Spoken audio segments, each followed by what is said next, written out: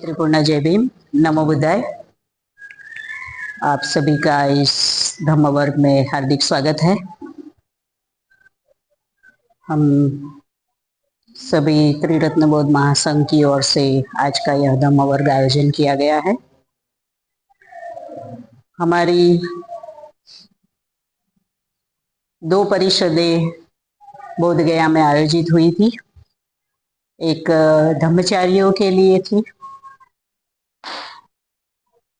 जिसमें इस साल की जो धम्मचारी परिषद थी वो इंटरनेशनल थी, अंतर्राष्ट्रीय लेवल पर थी। करीबन 800 लोग धम्मचारी धम्मचारिणी उस परिषद में मौजूद थे, जिसमें 600 लोग भारतीय थे और 200 लोग अलग अलग कंट्री से आए हुए थे। बहुत ही ऊर्जामय, बहुत ही सकारात्मक ऐसी परिषद थी। विषय भी बहुत दिलचस्प था। बंदे संरक्षित जी ने हमारे शरण गमन की जो 5 पद्धतियां बताई है उस विषय पे थी। उसके बाद धम्म मित्रों की राष्ट्रीय परिषद थी, जिसमें समग्र भारत से करीबन 900 धम्म मित्र भाई बहन उस परिषद में आए थे और वो परिषद भी बहुत ही सकारात्मक रही। उस परिषद में भी सभी लोगों ने बहुत ही अच्छे से सहभाग लिया। हमारे गुजरात से करीबन 27 भाई बहन उस परिषद में मौजूद थे, धम्म मित्र भाई बहन। उसमें हमारे लताबेन गायकवाड़, अनीताबेन, मायाबेन और सुधाकर मड़के जी भी थे उस परिषद में। बहुत ही अच्छा रहा परिषद। परिषद का विषय था भंते की विरासत। भंते ने जो हमें विरासत दी है उस विषय पर था। तो दोनों ही परिषद कुल मिलाकर बहुत ही अच्छी रही। जो आवाजें आ रही है उनको बोल दो कि अभी थोड़ा डिस्टर्ब ना करे। तो दोनों परिषद बहुत ही अच्छी रही। धम्मचारी परिषद में करीबन 15 से अधिक धम्मचारी धम्मचारिणी गुजरात से मौजूद थे। बड़ौदा से मैं उस परिषद में थी और दोनों ही परिषद बहुत ही सकारात्मक रही। बोधि वृक्ष के नीचे सवेरे ध्यान होता था, पूजा होती थी। फिर हमारा जो केंद्र की जमीन है त्रिरत्न बौद्ध महासंघ की, जो भंते संरक्षित जी ने वहां पर 1978 में खरीदी थी। भंते ने स्वयं उस जमीन के लिए पैसा इकट्ठा किया था और 78 में वहां पर जमीन खरीदी गई और भंते जी लगभग भारत में कालिंपोंग में 20 साल तक भारत में रहे, लेकिन कालिंपोंग में 14 साल तक रहे और सबसे पहला त्रियावर्धन विहार उन्होंने कालिंपोंग में बनाया। उसके बाद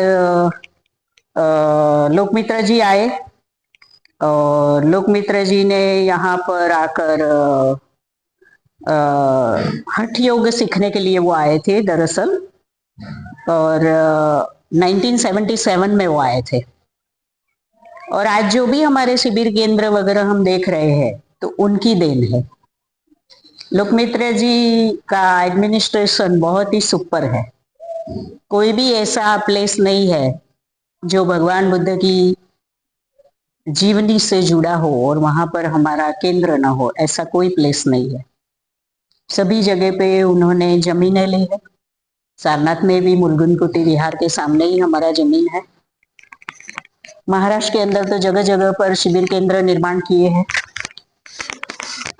देखा जाए तो संघ के पास बहुत सारे शिविर केंद्र है। बहुत सारे बहुजन हिताय के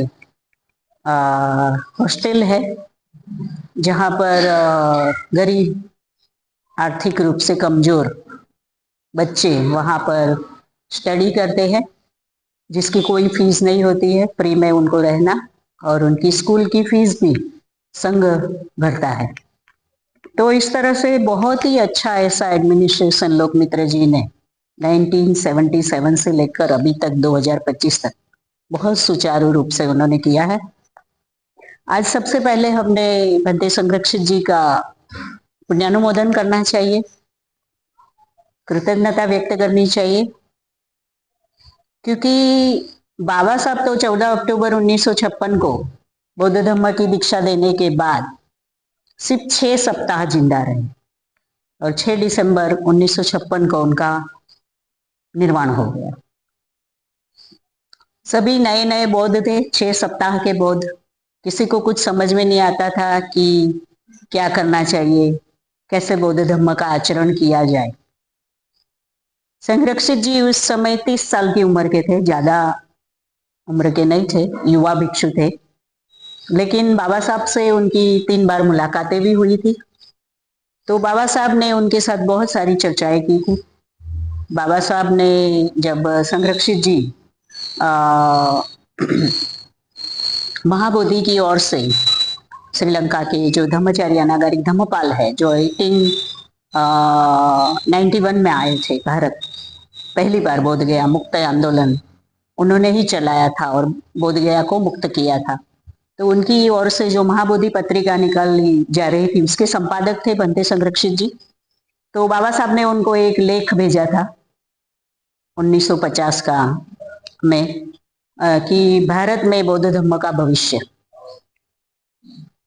तो भंते जी ने वो लेख छापा था उस महाबोधि पत्रिका में, और फिर बाबा साहब ने उनको लेटर भी लिखा था कि भिक्षुओं का कर्तव्य है कि आज का जो भारत है उसमें बौद्ध धर्म लुप्त हो चुका था, तो अभी भिक्षुओं को पहला फर्ज है कि वो पहली लाइन में खड़े रहे और एक योद्धा की तरह अपना काम करे और धम्म का प्रचार प्रसार करे। तो भंते जी ने जो भी 3 मुलाकातें बाबा साहब के साथ हुई, और बाबा साहब ने धर्मांतर के पहले उनको कहा भी कि मेरे जो लोग हैं मेरे समाज के, उनको समझाइए कि क्यों बौद्ध धर्म अंगीकार करना चाहिए और बौद्ध धर्म अंगीकार करने के बाद आपको क्या करना है। तो भंते जी ने बहुत सारे प्रवचन भी दिए मुंबई में कि क्यों धर्मांतर करना चाहिए, क्या आचरण करना चाहिए। तो भंते संरक्षित जी की वजह से बाबा साहब का जो समाज था, जो बौद्ध धर्म में दीक्षित हो चुका था, उनको कैसा आचरण करना चाहिए, कैसे ध्यान करना चाहिए, किस तरह से बौद्ध जीवन जी सकते हैं, वो प्रशिक्षण भंते संरक्षित ने दिया। वो सबसे पहली बुद्ध पूर्णिमा भी भंते ने अहमदाबाद में मनाई थी, क्योंकि वो सर्वधर्म परिषद थी, उसमें वो आए थे। 1944 की बात कर रही हूँ मैं, जब बाबा साहब बौद्ध धर्म के बारे में कुछ कहा भी नहीं था, क्योंकि उन्होंने घोषणा तो की थी कि मैं हिंदू जन्मा लेकिन मैं हिंदू मरूंगा नहीं, लेकिन उन्होंने ये नहीं कहा था कि मैं बौद्ध धर्म अपनाऊंगा। तब भंते संरक्षित जी आए थे अहमदाबाद में, सर्वधर्म परिषद थी उसमें, और उन्होंने बौद्ध धर्म की ओर से बोला था। और बौद्ध धर्म की जो भी बाबा साहब के अनुयायी थे उनको वो मिले थे वहां पर, और पहली बार वहां पर बुद्ध पूर्णिमा मनाई गई। तो भंते संरक्षित जी का जितना भी हम कृतज्ञता व्यक्त करें उतना कम है। लोकमित्र जी की भी कृतज्ञता व्यक्त करनी चाहिए कि उन्होंने भारत के अंदर त्रिरत्न बौद्ध महासंघ सुचारू रूप से चलाया। भंते तो भारत में ही रहने वाले थे, और उन्होंने तो अपना पासपोर्ट भी फाड़ दिया था, जला दिया था। वो हमेशा के लिए भारत में रहने वाले थे, लेकिन बाद में कुछ बातें ऐसी हुई कि उनको ऐसा लगा कि भारत में बौद्ध धर्म का प्रचार प्रसार करना बहुत ही मुश्किल है, क्योंकि आर्थिक रूप से भी भारत इतना सक्षम नहीं था, और जो बाबा साहब के अनुयायी थे वो भी आर्थिक रूप से इतने सक्षम नहीं थे। तो वो 1964 में वापस इंग्लैंड चले गए, और वहां पर 2 साल तक उन्होंने अन्य बौद्ध संस्थाओं के साथ काम किया। और 67 में उन्होंने वहां पर friends of the western Buddhist order की स्थापना की। और उसके 10 साल बाद लोकमित्र जी 77 में भारत आए और यहाँ पर त्रिलोक्य बौद्ध महासंघ, पहले हमारे संघ का पुराना नाम वो था, त्रैलोक्य बौद्ध महासंघ। 3 लोक, रूपलोक, अरूपलोक, है ना, कामलोक, रूपलोक और अरूपलोक, है ना। पर लोगों को लगता था कि ये क्या लोक की बातें कर रहे हैं, तो सर्वसम्मति से सम्मति से वहां पर जो friends of western Buddhist order था, यहाँ पर त्रैलोक्य बौद्ध महासंघ था, तो सबने सर्वसम्मति से भंते की हाजिरी में ही निर्णय लिया कि एक ही नाम हो पूरे आंदोलन का, चाहे विदेश में हो चाहे भारत में हो। तो उस वक्त निर्णय लिया गया त्रिरत्न बौद्ध महासंघ, चाहे भारत में हो चाहे यहाँ पर हो, अभी एक ही नाम से यह संघ जाना जाता है। तो हम उस संघ के सदस्य हैं। तो हम सब धम्म यात्रा करके आए हैं। 4 लोग हैं, मैं हूँ 5 लोग। और समझो पंचवगीय भिक्खु वहां पर मौजूद थे बड़ौदा की ओर से। जो भी कुछ वहां पर सीखने को मिला हम सीख के आए हैं। और यही पंचवगीय भिक्खु आप लोगों को आगे का प्रशिक्षण के लिए गाइड कर सकते हैं। जिन्होंने जो भी सीखा है वो आपको बता सकते हैं। तो भगवान बुद्ध प्रज्ञा पारमिता में कहते हैं कि तथागत की उत्पत्ति दुर्लभ है ना। जगत में तथागत बुद्ध का उत्पन्न होना दुर्लभ है। और उस भूमि पर हम जाकर आए जहां पर भगवान बुद्ध उत्पन्न हुए, है ना। हमें लगेगा कि भगवान बुद्ध का जन्म तो लुम्बिनी में है, लेकिन वो बोधिसत्व सिद्धार्थ का जन्म है। और उनको बुद्धत्व की प्राप्ति बोध गया में बोधि वृक्ष के नीचे बिहार में, है ना, वहां पर हुई। इसलिए बुद्ध का जन्म बोधि वृक्ष के नीचे हुआ, है ना, गया में। भगवान बुद्ध प्रज्ञा पारमिता सूत्र में कहते हैं कि मनुष्य जन्म को प्राप्त करना भी दुर्लभ है ना।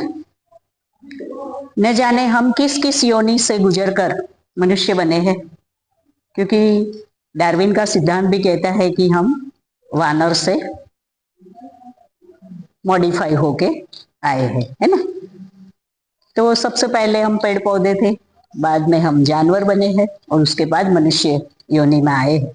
तो मनुष्य जन्म भी बहुत दुर्लभ है और हम मनुष्य हैं तो हमने इसकी कदर करनी चाहिए, क्योंकि मनुष्य के पास 5 इंद्रियों के सिवाय छठा एक मन है,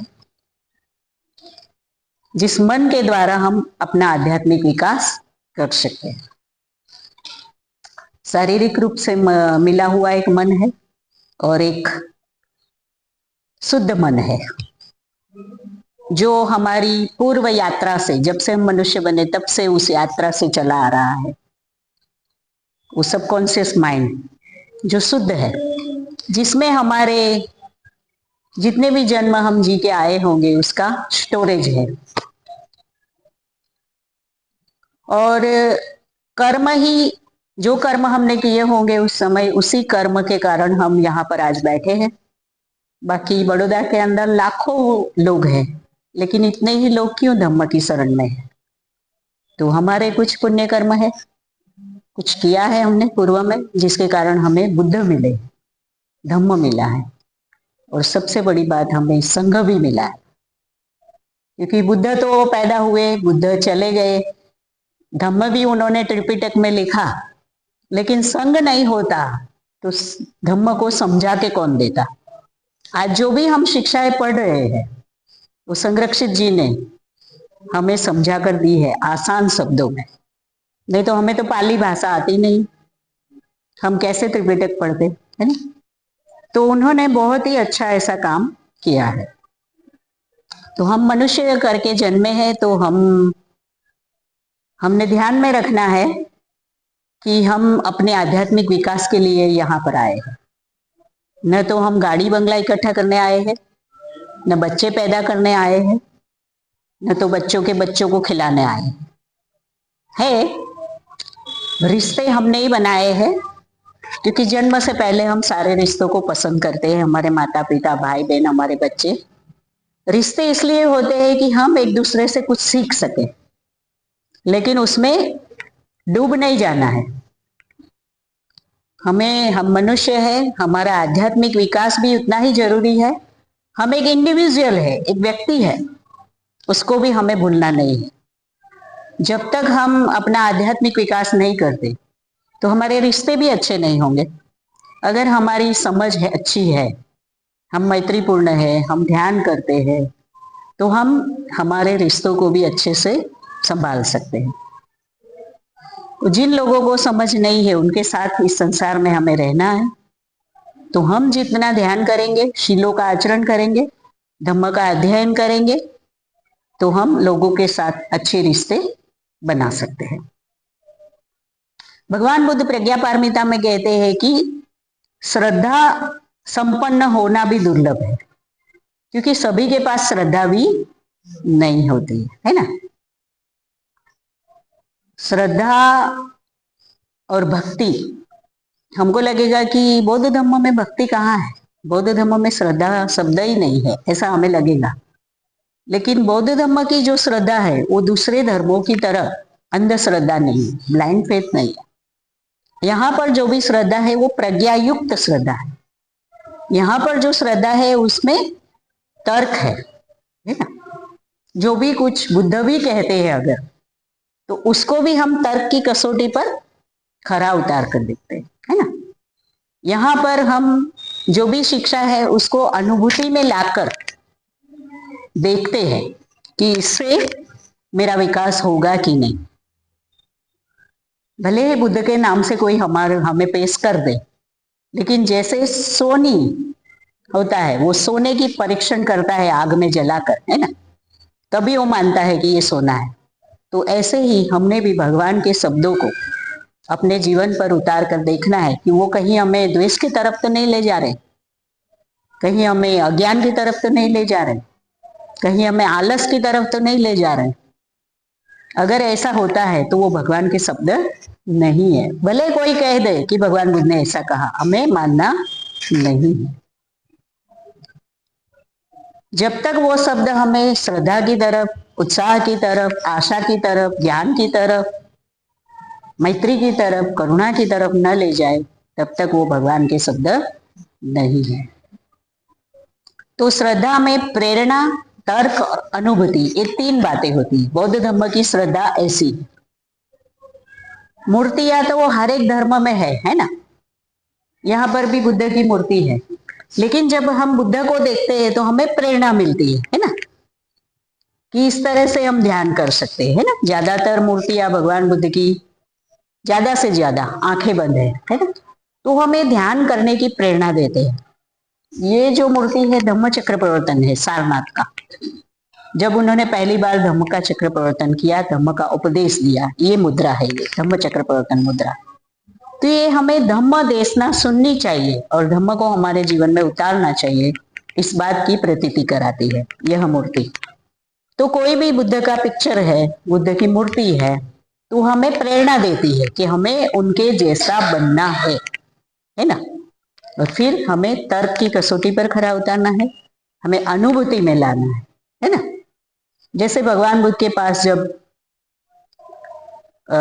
किसा गौतमी आई अपने मरे हुए बच्चे को लेकर और भगवान के सामने रख दिया कि मेरे बच्चे को जिंदा करो, तो भगवान ने उसे कोई उपदेश नहीं दिया कि सभी मरते हैं, हम होते तो उपदेश देते। भगवान ने क्या कहा, ठीक है मैं उसे जिंदा करूंगा, लेकिन तुम एक मुट्ठी सरसों के दाने लेके आओ और ऐसे घर से लाना कि जहां पर किसी की भी मृत्यु न हुई हो। जब वो घर घर घूमती है तो सभी लोग घूमते हैं, बोलते हैं उसको कि बहन एक मुट्ठी नहीं 2 मुट्ठी ले जाओ, जितना चाहे उतना ले जाओ। लेकिन हमारे घर में अभी इसी वर्ष मेरे पिताजी मर गए, किसी ने बोला मेरी माताजी मर गई, किसी ने बोला मेरे पति मर गए। जब वो घर घर घर घूमती है तो उसकी समझ में आ जाता है कि जिसका जन्म है उसकी मृत्यु है, और वो आती है और अपने बच्चे को लेकर दफनाती है और भगवान बुद्ध की शिष्य बनती है और वो उसी जीवन में अरहत को प्राप्त होती है। तो इस तरह से भगवान बुद्ध के धम्म में जो श्रद्धा है वो अंधश्रद्धा से युक्त नहीं है। हम अगले रविवार से पंचधर्मेंद्रिय की शिक्षा शुरू करने वाले हैं, उसमें पहला ही हम श्रद्धा है, तो उसको हम डिटेल में देखेंगे। तो श्रद्धा संपन्न होना भी दुर्लभ है, सभी में ऐसी श्रद्धा नहीं होती है। कुछ लोग कर्मकांड कर जाते हैं, बौद्ध धर्म में भी कर्मकांड जैसा वर्तन करते हैं। आते हैं, फूल मेणबत्ती अगरबत्ती करेंगे, जल्दी जल्दी सब गाथाएं गाएंगे और फिर चले जाएंगे। ध्यान नहीं करते, यहाँ पर बैठकर धम्म नहीं सुनते। उन्होंने वो शीलवर्त परामर्श अपने जीवन में बना के रखा है कि यांत्रिक रूप से करना। उन्होंने कुछ बातों को भगवान बुद्ध ने कहा कि 12 बजे पहले खाना चाहिए, विकार भोजन है, तो उनका मन खाने में ही है। उनके जीवन में धम्म का कोई महत्व नहीं है। 12 बजे के पहले मुझे खाना है तो जाना है, प्रवचन नहीं सुनना है, बस वो जल्दी जल्दी गाथा पठन करेंगे, 12 बजे पहले घर पहुंचना है, खाना है।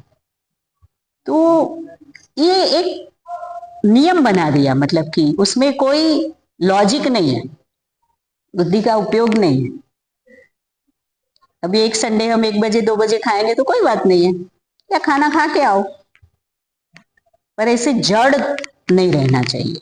हमें थोड़ा फ्लेक्सिबल रहना है, लचीलापन होना चाहिए। बौद्ध धर्म हमें, जब हम बौद्ध धर्म को सुनते हैं, भगवान बुद्ध की शिक्षाओं को सुनते हैं, तो वो हमारे मन को खुला करता है, हमारे जीवन में प्रज्ञा आती है, हम चीजों को समझते हैं। हमने जो बिलीव सिस्टम बना के रखे थे अनेक जन्मों से, वो तोड़ता है धम्म अभ्यास। जब धम्म का अभ्यास हम करते हैं तो वो हमारा जो अज्ञान है वो टूटता है। मैं धम्म पढ़ाने के लिए धम्म पढ़ती हूँ, तो जब मैं धम्म पढ़ती हूँ तो मेरा अज्ञान टूटता है, और जब मैं आपको धम्म पढ़ाती हूँ और जब आप धम्म सुनते हैं तो आपका भी अज्ञान टूटता है। तो धम्म पढ़ाने वाला और धम्म सुनने वाला दोनों ही लाभान्वित होता है। तो धम्म अभ्यास बहुत जरूरी है, पर इसके लिए हमारा बुद्ध के प्रति श्रद्धा होना भी उतना ही जरूरी है। संसार से मुक्त होना भी दुर्लभ है। भगवान बुद्ध कहते हैं कि इस संसार से मुक्त होना दुर्लभ है, कठिन है, इसीलिए तो भवचक्र दर्शाया है ना। राजगृह के वेणुवन में के द्वार पर यह भवचक्र लगाया था। महामोगलान ने 500 अरहत भिक्षुओं के साथ चर्चा करके ये बनाया था, और सबसे पहली बार भगवान ने राजा बिंबिसार को भवचक्र समझाया था। तो इस भवचक्र को तोड़ना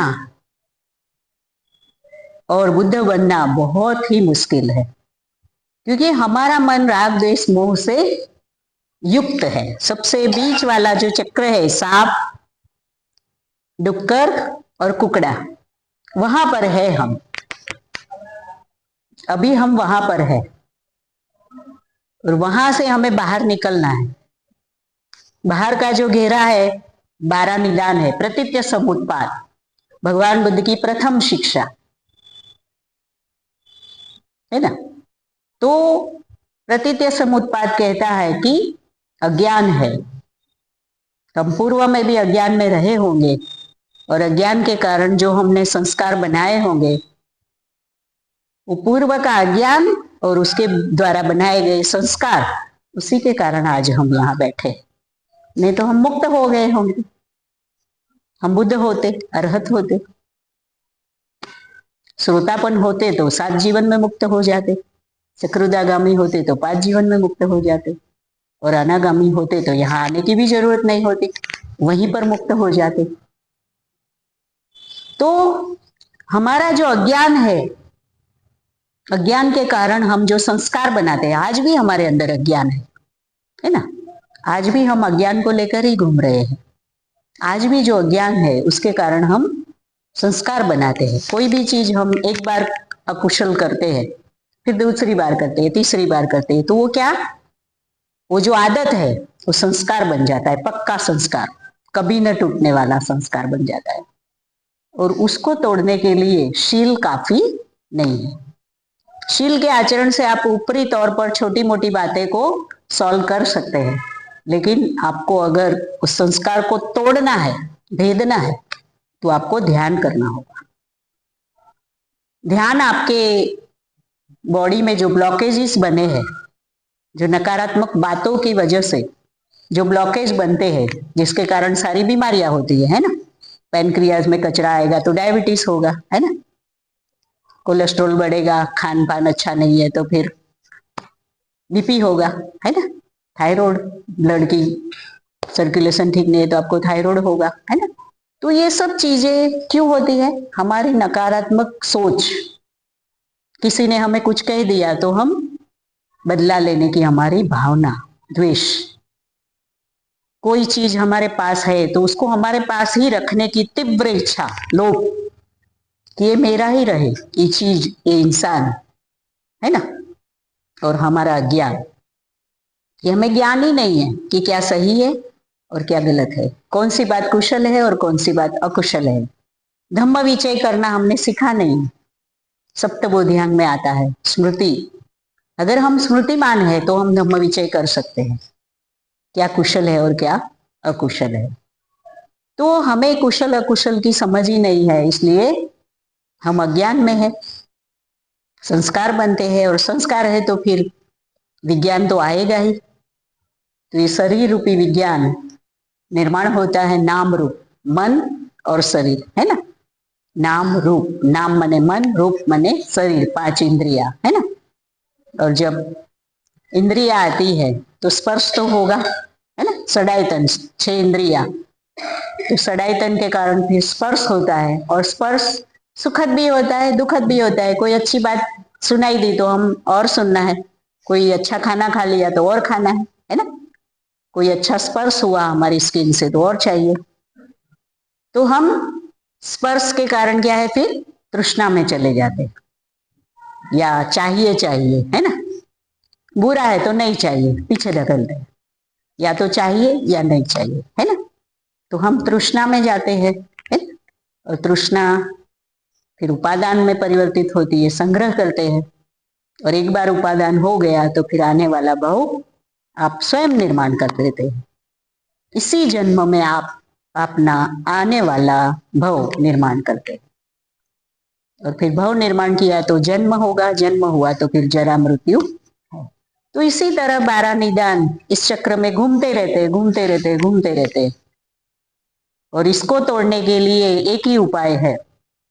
जहां पर स्पर्श होता है, आपको दुख की अनुभूति होती है या सुख की अनुभूति होती है, तो प्रतिक्रिया न दे, जागृत रहे। तो जागृत कौन रह सकता है? जिसने आनापानसती ध्यान किया है और खुद को जागरूक किया है। अब आनापानसती ध्यान तो हम करते नहीं, रोज करेंगे तो जागरूकता बढ़ेगी, स्मृति बढ़ेगी। और जागरूकता बढ़ेगी तो जहां दुख होगा, है ना, सुखद वेदना होगी या दुखद वेदना होगी, तो वहां पर हम थोड़ा सा रुकेंगे। स्मृतिमान होंगे तो हम रुकेंगे, और हम रुकेंगे, वहां दुख को अनुभूति करेंगे और श्रद्धा के मार्ग पर जाएंगे। तो इसीलिए भगवान बुद्ध ने कहा है कि श्रद्धा संपन्न होना दुर्लभ है। जागृत होंगे तो श्रद्धा आएगी ना। वहां पर हम अजागृत अवस्था में प्रतिक्रिया दे देते हैं, तृष्णा में चले जाते हैं। तो जब तृष्णा में चले जाते हैं, प्रतिक्रिया दे देते हैं, तो फिर भवचक्र में वापस घूम जाते हैं। अगर वहां पर हम तृष्णा में नहीं जाते हैं, प्रतिक्रिया नहीं देते हैं, प्रतिसाद देते हैं, तो हम श्रद्धा के मार्ग पर जाते हैं। और जिसमें श्रद्धा है वो हमेशा खुश रहता है, प्रमुदित रहेगा, आनंदित रहेगा। एक बार बुद्ध धम्म संघ में श्रद्धा जाग गई त्रिरत्नों के प्रति, तो फिर उसको दुख क्या, वो हमेशा प्रमुदित रहेगा, है ना। और उसके बाद आपका ऊर्ध्वगामी चक्राकार शुरू होता है। जैसे 12 निदान नकारात्मक है, वैसे 12 निदान सकारात्मक भी है, और आप बुद्ध बनते हैं, जिसे हमने मन सृजक में पढ़ा है ना। तो संसार से मुक्त होना दुर्लभ है, अगर हम मुक्त होना चाहते हैं तो हमने हर रोज आनापानसती ध्यान करना चाहिए। लेकिन भंते संरक्षित जी कहते हैं कि आनापानसती ध्यान करने से आपकी स्मृति बढ़ेगी, आपकी एकाग्रता बढ़ेगी, लेकिन आपके भीतर जो भावनाएं है, जो नकारात्मक भावनाएं है, उसका क्या?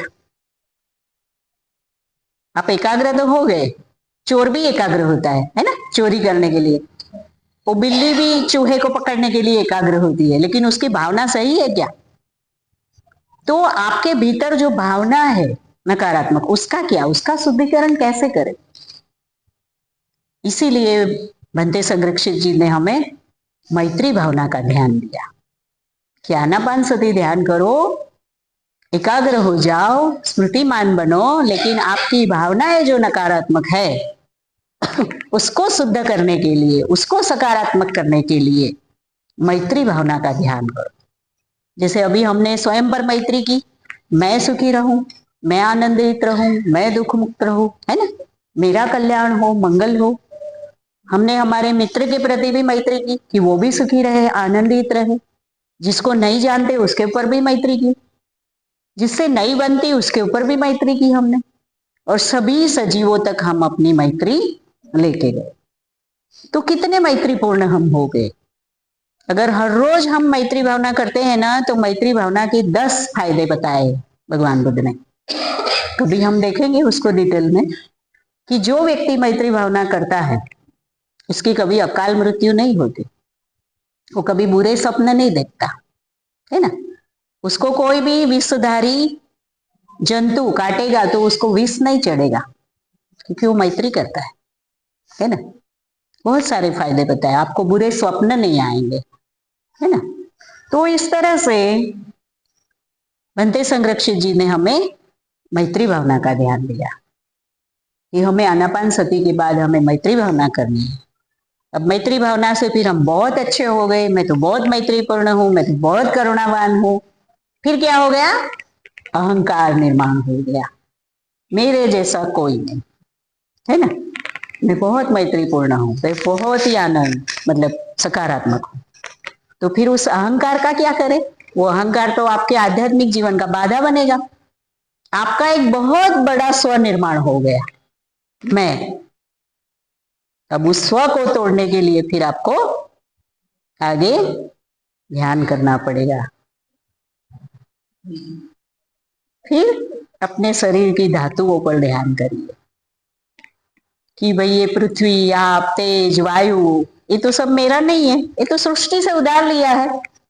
माँ के गर्भ में जब ऊर्जा आई, चेतना आई, तब शरीर लेके थोड़ी आई थी, है ना। माँ के गर्भ में सृष्टि से सभी तत्व उधार लेकर ये शरीर बना है, और जब मरेंगे तो वापस लेके जाना पड़ेगा, कुछ भी नहीं ले जा सकते इस शरीर से, कुछ भी हम नहीं ले जा सकते। पृथ्वी, आप, तेज, वायु, सभी तत्वों को यही छोड़ के जाना है।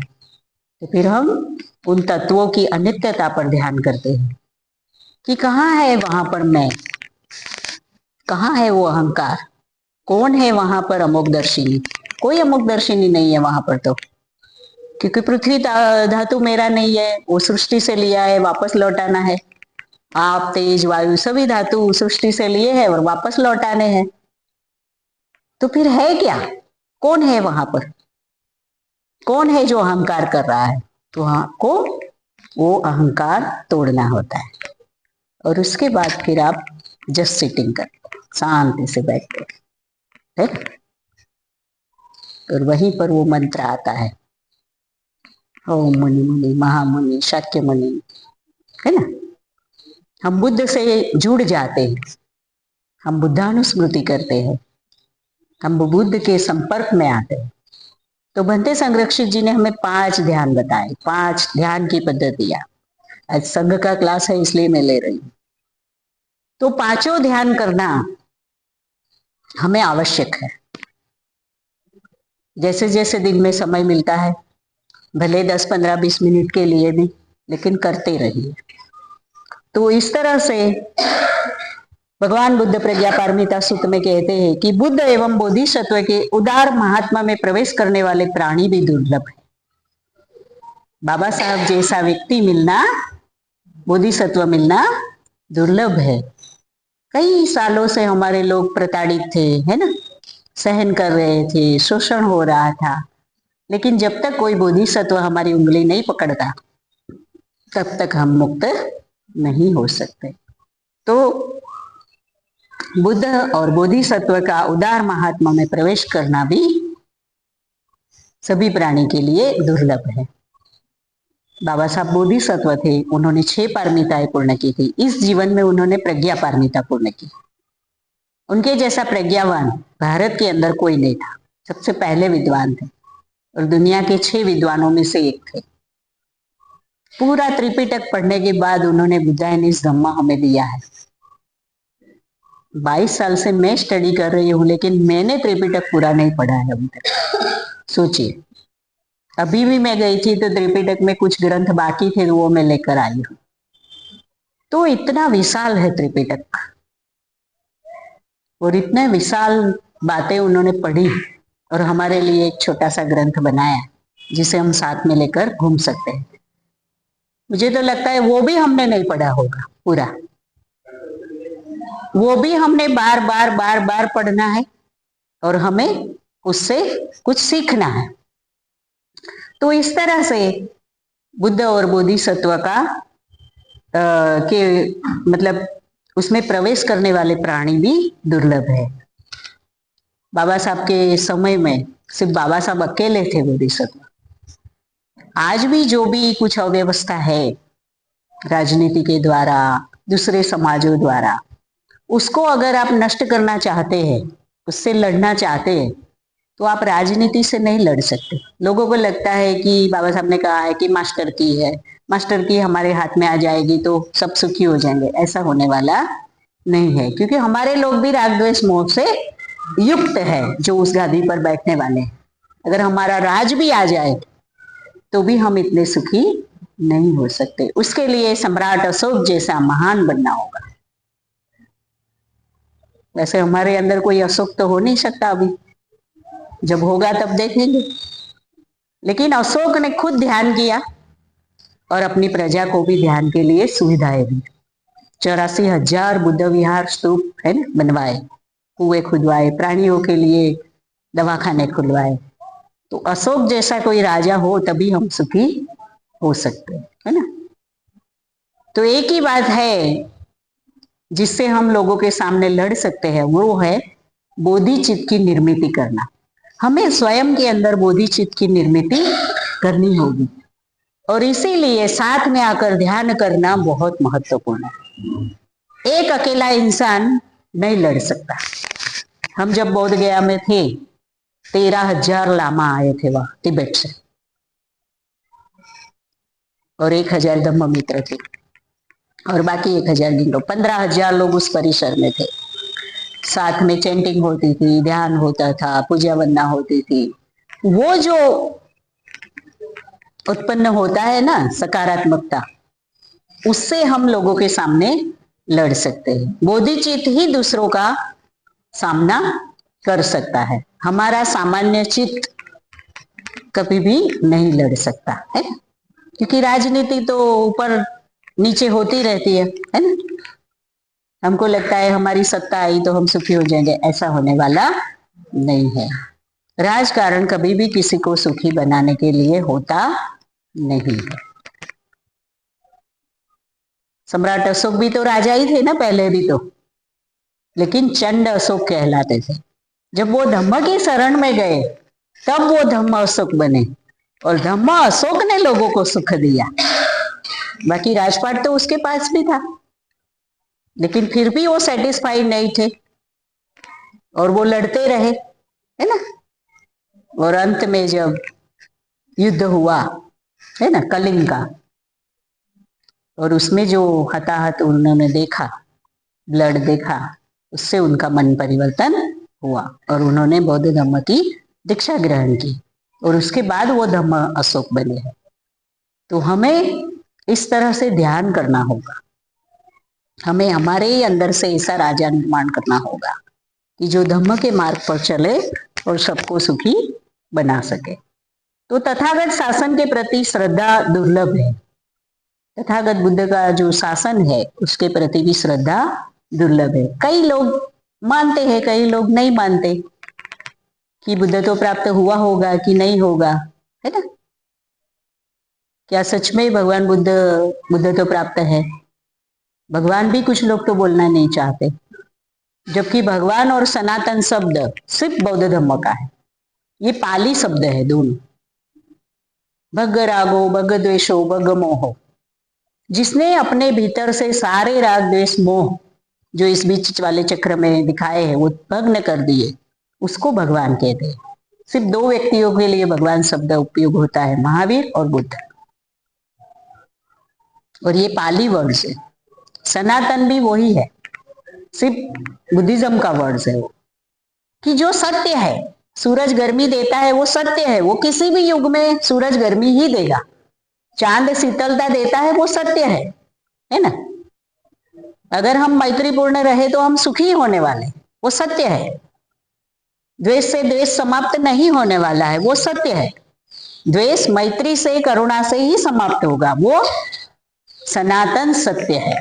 भगवान बुद्ध ने धम्मपद में पहली गाथा कही है ना, कि द्वेष से द्वेष समाप्त नहीं होगा, वैर से वैर कभी समाप्त नहीं होता है, मैत्री से ही समाप्त होगा। तो वही सनातन है, जो सत्य है, जो युगों से था, आज है और युगों तक रहेगा, जो नहीं बदलता है वो सत्य है और वही सनातन है। तो सनातन का अर्थ यही है कि जो पहले भी सत्य था, आज भी सत्य है और आने वाले समय में भी सत्य रहेगा, उसे ही हम सनातन कहते हैं। तो श्रद्धा सभी धर्मों में अग्रगामी है। श्रद्धा सभी धर्मों में अग्रगामी है। हमारे अंदर जितने भी धर्म है, स्वभाव, धर्म माने स्वभाव, उसमें श्रद्धा अग्रगामी है। अगर आपके अंदर श्रद्धा नहीं है तो आप सिर्फ क्या करेंगे, वो तर्क वितर्क करते रहेंगे लोगों के साथ, जीभा जोड़ी बोलते ना अपनी गुजराती में, वो ही करते रहेंगे, आप कुछ हासिल नहीं कर पाएंगे। मैं यहाँ पे प्रवचन दे रही हूँ तो कोई आएगा और मेरी गलती निकालेगा, वो ही करते रहेंगे। खुद कुछ पढ़ते नहीं, दूसरे पढ़ के आते तो उनको सुनने का साहस भी नहीं है, समझदारी भी नहीं है और धीरज भी नहीं है। ऐसे ही बस उम्र बहती जा रही है, सिर्फ उम्र दराज हो रहे हैं, लेकिन मन से कुछ भी ज्ञान प्राप्त नहीं हो रहा है, उनमें वो श्रद्धा उत्पन्न नहीं हो रही है, अभ्यास करते नहीं है, इसलिए अज्ञान कट नहीं रहा है, ज्ञान प्राप्त नहीं हो रहा है।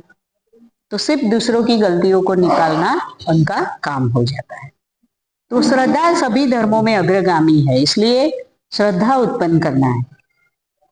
भंते संरक्षित जी जब एक बार कालिम्पोंग में थे और बाजार में वो निकले, उस समय तिब्बत के ऊपर आक्रमण हुआ था चीन द्वारा, तो सभी लोग वहां से भाग के आए थे। तो लोगों के पास खाना नहीं था, तिब्बतन लोगों के पास कुछ भी नहीं था, उनकी हालत बहुत बुरी थी। भारत उनके लिए व्यवस्था करे तब तक तो वो ऐसे ही थे। तो एक भिक्षु वहां पर बाजार में कुछ बेच रहा था, तो भंते संरक्षित जी के पास थोड़े बहुत पैसे थे, तो उन्होंने उस भिक्षु को दिए और वो खरीद लिया। वो आए अपने गुरु जी को दिया कि भाई ये भिक्षु कुछ ये बेच रहा था, तो ये क्या है। उनके गुरु जी बहुत खुश हो गए, अरे ये तो मूल योगा की लकड़ी पर बनाई हुई प्रतिया है और ये बहुत ही महत्वपूर्ण है। तो भंते ने अपने गुरु को दिया, तो भंते ने भी फिर उस मूल योगा का अभ्यास किया, अपने गुरु से साधनाएं ली। ये जो बोधिसत्व की साधनाएं है वो सब उसी से आती है। और संघ में हम अलग अलग साधनाएं भी करते हैं, जो ब्रह्मचारी लोग होते हैं वो, हमें मंत्र पठन भी दिया जाता है, मुनि मुनि महामुनि शाक्य मुनि, है ना तारा का मंत्र है, मैत्री का मंत्र है, पद्म संभव का मंत्र है। तो भंते जी कहते हैं कि अगर हर रोज आप शाक्य मुनि का मंत्र करते हैं तो आपके अंदर जो भी अकुशल बातें हैं, आप छोटी मोटी जो गलतियां करते रहते हैं ना पूरे दिन में, वो धुल जाती है, शुद्धिकरण हो जाता है उसका, क्योंकि आप भगवान के संपर्क में रहते हैं। तिबेटन लोगों के हाथ में देखना माला हमेशा रहेगी। इधर स्वेटर मार्केट में भी जाके देखना, उनके हाथ में माला हमेशा रहेगी। वो लोग ओम मणिपद्मे ओम मणिपद्मे ओम मणिपद्मे हमेशा बोलते रहते हैं। वहां रोड पर चलते थे तो भी ओम मणिपद्मे ओम मणिपद्मे, उनका हमेशा रटन रहता है। वो क्यों ऐसा? कि भगवान से हम कनेक्ट रहे। जब हम वर्तमान में रहेंगे, भगवान का नाम लेते रहेंगे, तो हमसे अकुशल बात नहीं होगी, हमारे मन में अकुशल बात नहीं आएगी। इसलिए बनते संरक्षक जी कहते हैं कम से कम वो जो माला में 108 मन के है ना, उतना तो आप भगवान का नाम पूरे दिन में लो, है ना, उतना तो करो हर रोज, ज्यादा नहीं। तो आप पूजा वंदना करो। आप जब फूल मेणबत्ती अगरबत्ती अर्पण करते हैं तो फूल आपको अनित्यता की शिक्षा देता है ना। मेणबत्ती आपको प्रज्ञा की शिक्षा देता है, अगरबत्ती आपको शील की शिक्षा देता है। जब आप ध्यान करते हो तो आपकी जो अकुशल बातें हैं वो नष्ट होती है। मैत्री भावना करते हो तो आप मैत्रीपूर्ण होते हो, सकारात्मक भाव आप में निर्माण होता है। तो हर रोज मंत्र पठन करें, मुनि मुनि महामुनि शाक्य मुनि साधु। हर रोज पूजा वंदना करे, त्रिरत्न वंदना हर रोज करे, त्रिशरण पंसिल हर रोज ले, फूल मेणबत्ती अगरबत्ती हर रोज अर्पण करे, पंचांग प्रणाम हर रोज करे, और प्रणिपात साधना हर रोज करे। दंडवत प्रणाम, ओम आहोम सर्वश्रेष्ठ शाक्य मुनि बुद्ध को मैं शरण जाती हूं, यह बोलकर दंडवत प्रणाम करे। दिन में 25 करे, 50 करे, 100 करे, 500 करे, जितने हो सकते हैं। जितना ज्यादा करोगे उतना आप शुद्ध होगे। आप अगर इतना अच्छा ध्यान नहीं कर सकते हैं तो ये सब चीजें करें और हर रोज अभ्यास करें। बुद्धायनीस धम्मा या कोई भी ग्रंथ पढ़े, त्रिपिटक का कोई ग्रंथ है, सुबुद्धि का कोई किताब है। अभी चंद्रवीर जी ने कल ही मैंने स्टेटस में फोटो डाली है, कायागता सती, है ना। तो शरीर की स्मृति रखे, वो किताब बहुत ही बढ़िया है, ब्रह्मचारी चंद्रवीर ने निकाली है। तो किसी भी धम्म ग्रंथ का पठन करे, 15 से 20 मिनट तक तो करे ही। आधा घंटा, 1 घंटा, 2 घंटा भी करते हैं तो बहुत ही बढ़िया है, क्योंकि अभ्यास से आपकी गांठें खुलती है। आपके भीतर जो आपने गांठें बना के रखी है ना, वो खुलती है। अभ्यास से आप खुले होते हैं, आपकी सकारात्मकता बढ़ती है, आपका ज्ञान बढ़ता है ना। तो हर रोज ही इतनी बातें जरूर करें। धम्ममित्र है, आप सामान्य व्यक्ति नहीं है। सामान्य उपासक होना, बौद्ध धम्म की दीक्षा लेके बुद्ध को, धम्म को, संघ को भूल जाना, वो अलग बातें है। तो हम सिर्फ बौद्ध नहीं है कि दीक्षा ली और भूल गए। हमने स्वयं ने धम्ममित्र दीक्षा ली है और हमने 3 बातें दोहराई है जब दीक्षा ली है। तो मैं बौद्ध हूं, तो मैं कैसा बौद्ध हूं वो जांचिए। सही में मैं ध्यान करता हूं, पूजा करता हूं, वंदना करता हूं, मंत्र पठन करता हूं, प्रणिपात करता हूं, अभ्यास करता हूं, मैं कैसा बौद्ध हूं? खुद को पूछिए सवाल कि मैं बौद्ध हूं तो मैं मेरे दैनंदिन जीवन में हर रोज क्या करता हूं। दूसरी प्रतिज्ञा हमने दोहराई थी कि मैं पंचशीलों का पालन करने का प्रयास करूंगा। तो क्या मैं सही में पंचशील का पालन करने का प्रयास करता हूं? उसको जांचिए। और तीसरी बात है, त्रिरत्न बौद्ध महासंघ एक आध्यात्मिक संघ है और उसमें मेरा विकास होगा, ऐसा मेरा विश्वास है ना। तो फिर त्रिरत्न की जो भी प्रणाली है संघ की, उसको अपनाइए अपने जीवन में। वारंवार शिविर करिए। शिविर केंद्रों की मुलाकात हमने लेते रहना चाहिए। आज का मेरा विषय था धम्म यात्रा क्यों जरूरी है ना। तो धम्म यात्रा इसीलिए करनी चाहिए। अभी मैं 15-16 दिन रह के आई तो मेरी श्रद्धा एकदम ऊपर उठ गई, मेरी श्रद्धा का स्तर एकदम ऊपर आ गया। मैं 3.5 लगभग 3 साल से मैंने प्रणिपात नहीं किया था। मैं समझ रही थी मैं कमजोर हो गई हूँ, ऐसा है वैसा है, तो मैंने नहीं किया था। लेकिन परसों मैंने रात को पूजा स्थान अच्छे से सजाया, इतनी श्रद्धा मेरे अंदर थी और मैंने प्रणिपात किया। मुझे बिल्कुल थकान नहीं हुई, बिल्कुल नहीं। 50 लगा दिए मैंने, पहली बार में नहीं लगा सकते, मैं खुद आश्चर्य में हूँ। फिर आज सब कल भी मैंने सवेरे लगाए दंडवत प्रणाम, और आज भी मैं सवेरे 6:30 बजे उठी और मेरी साधना की, दंडवत प्रणाम किए, और आज भी मैं दंडवत साधना करके आई। तो इससे क्या होगा, आपका शारीरिक भी मजबूत होगा, आपका मन भी मजबूत होगा, है ना। तो आपको किसी योगा में जाने की जरूरत नहीं है, ये दंडवत प्रणाम ही आपका योगा है, आपके शरीर को सुदृढ़ रखेगा, है ना। तो हमें इस तरह से श्रद्धावान होना है। और शिष्य कैसा होना चाहिए, बंटी जी कहते हैं कि शिष्य कैसा होना चाहिए, एक धम्म मित्र कैसा होना चाहिए। अगर आप सभी धम्म मित्र है तो सुन लीजिए मेरी बात। 4 बातें बताई है उन्होंने कि सबसे पहले विनम्र होना चाहिए, नम्रता होनी चाहिए। हम किसी से बात भी करते हैं तो नम्रता से करें, है ना। किसी के साथ कोई भी व्यवहार करते हैं तो हमारे भीतर नम्रता दिखनी चाहिए हमारे व्यवहार में। तो सबसे पहले विनम्र होना चाहिए। दूसरा, उसमें श्रद्धा होनी चाहिए, भक्ति का भाव होना चाहिए, है ना। अगर हमारे अंदर श्रद्धा नहीं है तो हमारा विकास नहीं हो सकता। तीसरा, उसमें ऊर्जा होनी चाहिए, है ना, वीर्य, उत्साह।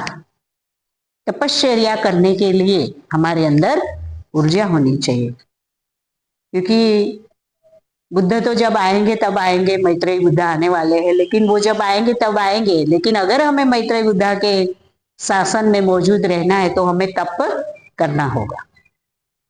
तो तप कैसे करना है, शील का आचरण करना है, ध्यान करना है, प्रणिपात करना है ना, अभ्यास करना है, लोगों के साथ मैत्रीपूर्ण व्यवहार करना है, यही है तप, है ना।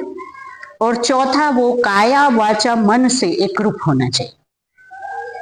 तो काया वाचा मन से आप एकरूप कैसे हो सकते हो, तो सबसे पहले आपने शरीर के प्रति जागरूकता रखनी है। अभी मैं बोल रही हूं तो मैं बोल रही हूं, फिर मुझे दूसरा कुछ सोचना नहीं है। अगर मैं दूसरा कुछ सोचूंगी तो मेरा प्रवचन ठीक नहीं होगा। जब मैं चल रही हूं तो सिर्फ मैं चल रही हूं, मेरे पांव कैसे कदम पड़ रहे हैं, कौन सा पांव पहले रख रही हूं, बड़े कदम है छोटे कदम है उसको देखिए। खाना खा रहे हैं तो सिर्फ खाना खाइए, टीवी देखना है सिर्फ टीवी देखिए, फोन पे बात करनी है सिर्फ फोन पे बात करिए, कोई भी 2 काम एक साथ मत करिए, है ना। तो हमें काया वाचा और मन से एकरूप होना है। जब तक हम एकरूप नहीं होते, समता जब तक हमारे अंदर नहीं आएगी तब तक हम ध्यान नहीं कर सकते, नहीं तो फिर इधर खो जाएंगे उधर खो जाएंगे, ऐसा होगा वैसा होगा, है ना। तो हमें समता प्राप्त करनी है, और समता प्राप्त व्यक्ति ही समाधि तक जा सकता है। तो हमें काया वाचा मन से एकरूप होना चाहिए। हमने मित्र बने तो हमने शरण गमन किया है, प्रतिज्ञाबद्धता की है बुद्ध धम्म और संघ के प्रति, तो हमें उस प्रतिज्ञाबद्धता को अपने जीवन में अपनाना है। बनते कहते हैं कि प्रतिज्ञाबद्धता प्रथम है और हमारी जीवन शैली द्वितीयम है। हम क्या खाते हैं, क्या पहनते हैं, वो कोई बातें मायने नहीं रखती, वो द्वितीयम है। प्रतिज्ञाबद्धता प्रथम है, बुद्ध धम्म और संघ के प्रति शरण गमन यह प्रथम है, ऐसा बनते ने कहा है। तो बुद्धत्व प्राप्त करने के लिए हमें ध्यान की आवश्यकता है, और ध्यान की आवश्यकता है तो फिर ध्यान करने के लिए शरीर भी तो चाहिए ना, सशक्त स्वस्थ शरीर। और स्वस्थ शरीर के लिए हमें स्वस्थ सात्विक भोजन लेना होगा। क्या हम सात्विक भोजन लेते हैं? यूरिया से युक्त भोजन या मांसाहार करते हैं तो फिर वो सात्विक भोजन नहीं है ना। ऑर्गेनिक चीजें भी मिलती है बाजार में, थोड़े पैसे ज्यादा खर्च कीजिए ताकि आपको डॉक्टर को ना देना पड़े। तो ऑर्गेनिक चीजों को खाने का प्रयास कीजिए, है ना। शक्कर की, सफेद शक्कर की जगह गुड़ खाइए, है ना। वो रिफाइंड ऑयल केमिकल से धोया जाता है, वो आपके शरीर को नुकसान करता है। तो कच्ची घानी का तेल लाइए, खादी ग्राम उद्योग में मिलता है, ज्यादा कुछ फर्क नहीं है पैसों में। तो कच्ची घानी का तेल खाइए, है ना, गाय का घी खाइए, दूध पीजिए, तो फिर विटामिन की गोलियां नहीं लेनी पड़ेगी। जरूरी भी होता है विटामिन की गोलियां 50 के बाद लेनी पड़ती है, क्योंकि 50 के बाद हमारे विटामिन बनने कम हो जाते हैं। फॉरेन में जो लोग स्वस्थ दिखाई देते हैं वो विटामिन की गोलियां लेते हैं। तो अगर हमारे अंदर नेचुरल भी कम है, कैल्शियम कम है ना, मैग्नीशियम डी कम है, तो हमें कैलमेक डी लेनी चाहिए, नेचुरल भी लेना चाहिए। और ज्यादा से ज्यादा आप ऐसा खुराक खाइए, ऐसा सात्विक भोजन लीजिए कि जिससे आपको बीमारियां ना हो, शरीर स्वस्थ रहे, है ना, आपके कोलेस्ट्रॉल ना बढ़े, है ना। आपको रासायनिक खातर से बनी हुई चीजों से कैंसर होता है, तो रासायनिक खातर से बनी हुई चीजें न खाइए। आपके बच्चे सब पढ़े लिखे हैं, उनको बोलिए ऑनलाइन सभी चीजें ऑर्गेनिक मिलती है, वो आपको मंगा के देंगे। पूरा परिवार इस तरह से ऑर्गेनिक खाना खाइए। बर्तन भी एल्यूमिनियम के इस्तेमाल ना करें, क्योंकि एल्यूमिनियम हमारे देश का नहीं है। जब अंग्रेज आए वो लाए थे, एल्यूमिनियम से कैंसर होता है। प्लास्टिक के बर्तन भी ना इस्तेमाल करें, प्लास्टिक की बोतलें ना इस्तेमाल करें। एक साल से ज्यादा इस्तेमाल नहीं करना चाहिए, लेकिन हम सालों साल एक ही बोतल से पानी पीते जा रहे हैं, फ्रिज में रखी हुई है ना। स्टील की बोतलें मिलती है, उसका इस्तेमाल कीजिए। प्लास्टिक के बर्तन बिल्कुल इस्तेमाल ना करें। तांबे पीतल के आपके घर में बर्तन होंगे पुराने जमाने के, दादा दादी के, उसको निकालिए। कलाई होती है कंसारा बाजार में, नवा बाजार में, मैं वहां पे जाती हूँ, कलाई कराती हूँ, वहां से कलाई करा के लाइए और उन बर्तनों का इस्तेमाल कीजिए। मिट्टी के बर्तनों का इस्तेमाल कीजिए, लोहे की कढ़ाई का इस्तेमाल कीजिए। एक दिन लोहे की कढ़ाई में खाना पकाइए, एक दिन मिट्टी के बर्तन में पकाइए, एक दिन पीतल की कढ़ाई में पकाइए। और ज्यादा से ज्यादा हेल्थ को अच्छा रखने का प्रयास करें, है ना। और अपने घर के वातावरण को शुद्ध रखें। ये अगरबत्ती अभी जलाने की कोई जरूरत नहीं है, केमिकल से बनी हुई आती है, तो इसको मत इस्तेमाल कीजिए। कैंडल जलाइए, कैंडल भी सिर्फ बनना होती है तब तक जलाइए, फिर बुझा दीजिए। ध्यान करते समय कैंडल मत जलाइए। बहुत सारी बातें आज मुझे व्यवहारिक बतानी थी आपको कि मैं 58 ईयर्स की उम्र में हेल्दी क्यों हूँ। तो मैं ये सब चीजों को फॉलो करती हूँ। हमेशा सकारात्मक सोचिए। कोई आपके बारे में क्या बोलता है, आपको गुस्सा करता है, अवॉइड कीजिए। आप प्रतिक्रिया जितना कम देते हैं उतने आप स्वस्थ रहेंगे, मस्त रहेंगे। हमेशा चेहरे पर हंसी रखिए, ताकि हमारे हंसने से, पिकनाथन कहते हैं कि आपकी एक हंसी कई लोगों को जीवन देती है ना। तो हंसते रहिए, हमेशा मुस्कुराते रहिए, हमेशा ध्यान करिए, स्वस्थ रहिए, अच्छा हेल्दी खाना खाइए, है ना। तो आज के दिन के लिए मेरा यह व्यवहारिक ज्ञान आपको मैं देना चाहती थी। जो भी हम लोग परिषद करके आए हैं उनका हम अभी सम्मान भी करेंगे।